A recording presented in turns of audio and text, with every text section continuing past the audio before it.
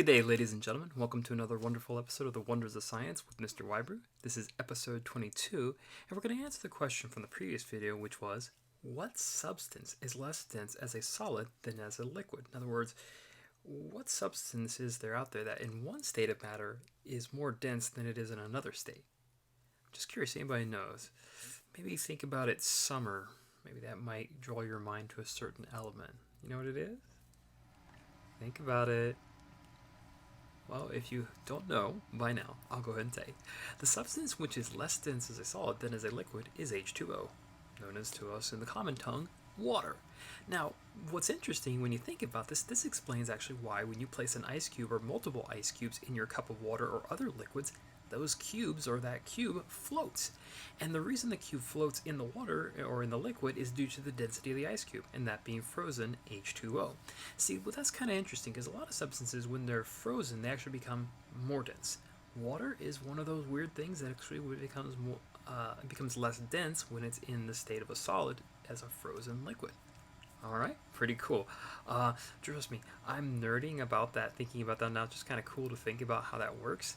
Now let's get into our fun science fact of the day.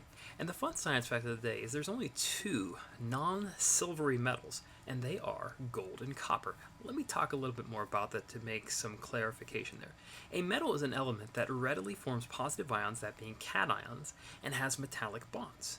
Now these elements have electrons that are loosely held to the atoms and will readily transfer them, okay? And this is why metals are great electrical and thermal conductors. Think about it. If you've ever accidentally touched a metal when it's been hot, you felt that heat, that temperature transfer from the object to you.